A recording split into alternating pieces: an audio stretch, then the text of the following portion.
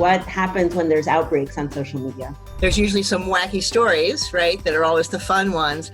And of course, those are the ones that get shared. The question generally is how much good information gets shared versus how much bad information gets shared. With Ebola, for instance, one of the things that happened was there was a lot of panic in places like Iowa, nowhere near where the Ebola center was and they were in no danger, but because it was shared on social media, people became really concerned, and that causes problems. Other than that, it's the traditional mixed bag, which is the real scientific news, the stuff that tells you what to do, or where to get tested in this case, because they just opened some testing facilities in Broward County, doesn't get a lot of social media traction. Why do some messages seem to get spread on social media more than others? Generally, it's the same thing that's true for any message, right? Because I also do a lot of work on branding.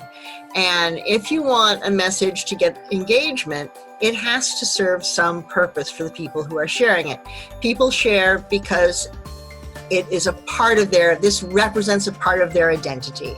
It either shows that they know more about this than anyone, or that this is part of their values, or that this is something that reflects them. Most often, it's the thing that reflects them is humor, or things that tend toward the outrageous. Another heartening thing is that you do see, when you're looking at the curves, right, you see that news and social media are going on exactly the same curve.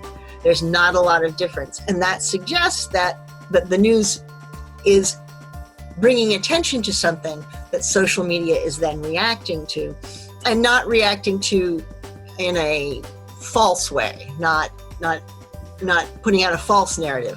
It may not be the in-depth narrative we want, but it isn't a bad one.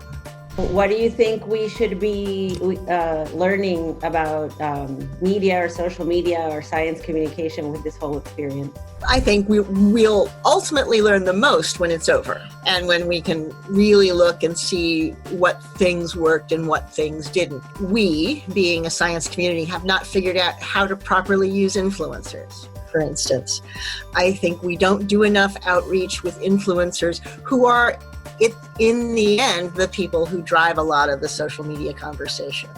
Retweeting a story is not as popular as a original tweet. So maybe providing material to people who are influencers in different communities would be more helpful than expecting them to just retweet your story. News has to make that decision about how to treat it, because of course, there is a question of who is a journalist and who gets to be the gatekeeper. I think the horses kind of left the barn on that, but I know that there are certainly journalists who disagree and would say that, well, it has to come from a reputable news source. I'm not giving them my information if they're not part of my news team.